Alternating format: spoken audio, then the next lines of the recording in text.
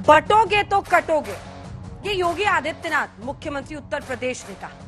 और उसके बाद ऐसा लगता है कि भारतीय जनता पार्टी का धीरे धीरे ये नारा बनते चला जा रहा है, क्योंकि हरियाणा के चुनावों के बाद महाराष्ट्र में बीजेपी की तरफ से विनय सहस्त्रबुद्धे उनके नेता ने एक पोस्टर लगाया। उस पोस्टर में योगी की तस्वीर भी है।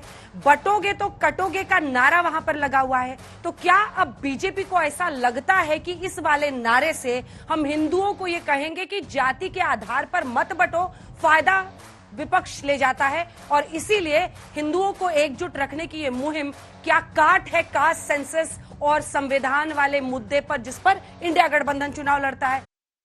बहन और भाइयों, कोई ऐसी गलती मत कर देना कि जो आपस में बंटे। याद रखना, बटे तो कटे, ये कभी नहीं होने देना है। यूपी के सीएम योगी आदित्यनाथ ने यह बयान तो हरियाणा विधानसभा चुनाव में दिया था, लेकिन इसकी गूंज महाराष्ट्र में भी सुनाई दे रही है। महाराष्ट्र में ये पोस्टर इस बात की तस्दीक कर रहा है। बीजेपी नेता विनय सहस्त्रबुद्धे ने सीएम योगी का एक पोस्टर जारी किया है। सोशल मीडिया पर लिखा, बटेंगे तो कटेंगे। जाति और भाषा पर विभाजनकारी शक्तियों का जवाब देने का एक ही मंत्र है, बटेंगे तो कटेंगे। पोस्टर में नीचे लिखा है, एक रहेंगे, नेक रहेंगे, सुरक्षित रहेंगे। महाराष्ट्र में पोस्टर लगा तो विपक्ष बौखला गया। ये सोची समझी रणनीति और षड्यंत्र है। जो लोग डिवाइड एंड रूल करना चाहते हैं, जिन्होंने आज तक समाज को बांट के समाज में नफरत फैला करके, उससे और क्या उम्मीद करोगे? जिन्होंने अंग्रेजों से सीखा वो डिवाइड एंड रूल, उससे क्या उम्मीद करोगे आप? बीजेपी बहुत ही खतरनाक पार्टी है और इसीलिए हम कहते हैं कि भाजपा आपको कोई भविष्य नहीं दे सकती। ये दंगे फसाद करा सकते हैं, नफरत फैला सकते हैं, झगड़ा करा सकते हैं। इनका तो नाम ही भारतीय झगड़ा पार्टी है। दरअसल हरियाणा में सीएम योगी का बटेंगे तो कटेंगे वाला दांव चल गया। हरियाणा विधानसभा चुनाव में यूपी के सीएम योगी ने जिन 14 सीटों पर प्रचार किया था, उनमें से 9 पर जीत मिली।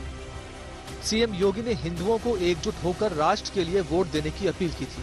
उन्होंने इस दौरान एजेंडा सेट करते हुए नारा दिया था, बटेंगे तो कटेंगे। इसका परिणाम ये हुआ कि बीजेपी की हरियाणा में बम्पर सीटों के साथ तीसरी बार वापसी हुई। हरियाणा की 90 में से 48 सीटों पर बीजेपी को जीत हासिल हुई, जबकि कांग्रेस 37 सीट ही जीत सकी। वहीं जेजेपी को जनता ने पूरी तरह नकार दिया। ऐसा नहीं था कि योगी ने हरियाणा चुनाव में पहली बार बटेंगे तो कटेंगे वाला बयान दिया था। इस बयान का वो लिटमस टेस्ट यूपी में पहले ही कर चुके थे। राष्ट्र से बढ़कर के कुछ नहीं हो सकता, कुछ नहीं हो सकता।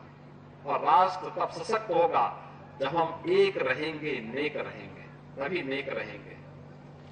बटेंगे तो कटेंगे,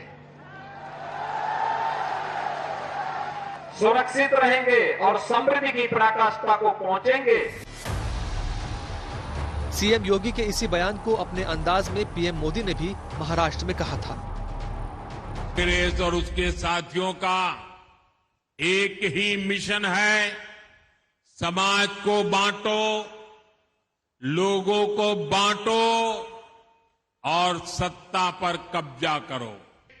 हमें अतीत से सबक लेना है।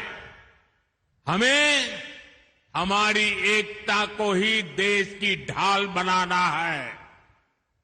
हमें याद रखना है, अगर हम बटेंगे तो बांटने वाले महफिल सजाएंगे। हरियाणा में बीजेपी की सरकार ने एक और दांव चला है। नायब सैनी सरकार ने हरियाणा में सुप्रीम कोर्ट के फैसले को लागू करते हुए अनुसूचित जाति आरक्षण में कोटे के अंदर कोटे का फैसला लागू कर दिया। हालांकि इस फैसले पर बीएसपी सुप्रीमो और यूपी की पूर्व सीएम मायावती ने नाराजगी जताई है। उन्होंने सोशल मीडिया प्लेटफॉर्म एक्स पर एक के बाद एक पोस्ट करते हुए लिखा, हरियाणा की नई बीजेपी सरकार ने एससी समाज के आरक्षण में वर्गीकरण को लागू करने अर्थात आरक्षण कोटे के भीतर कोटा की नई व्यवस्था लागू करने का फैसला दलितों को फिर से बांटने और उन्हें आपस में ही लड़ाते रहने का षड्यंत्र है। ये दलित विरोधी ही नहीं बल्कि घोर आरक्षण विरोधी निर्णय है। कांग्रेस ने भी हरियाणा सरकार के फैसले पर सवाल उठाया है। यानी कुल मिलाकर हरियाणा के चुनाव ने साफ कर दिया कि बीजेपी का महाराष्ट्र और झारखंड में क्या एजेंडा होगा और विपक्ष का एजेंडा क्या होगा। अगर बीजेपी हरियाणा वाला दांव महाराष्ट्र और झारखंड में चलाने में कामयाब होती है तो जीत का दरवाजा खुल सकता है, वरना विपक्ष ने महाराष्ट्र में अगर वापसी की और झारखंड में सरकार बचा ली तो बीजेपी के लिए नतीजे के बाद मुश्किलें बढ़ सकती हैं। आज तक ब्यूरो।